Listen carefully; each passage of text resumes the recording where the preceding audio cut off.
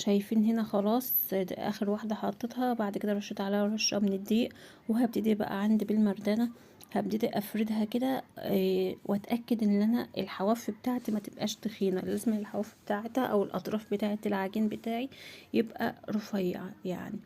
وهقلبها برضو من الناحيه التانية بحيث ان يبقى كله متساوي معايا، لان انا لو سبتها على نفس ال على نفس قولوا معايا، على نفس ترتيبة الطبقات، فهتبقى اللي تحت هتبقى صغيرة ما هتتفردش معايا وهتقف على كده. فانا بقلبها وبفرد بقى كده. عندي الصينية اللي انا هسوي عليها، فباخد عشان بس اطلع الشكل مظبوط.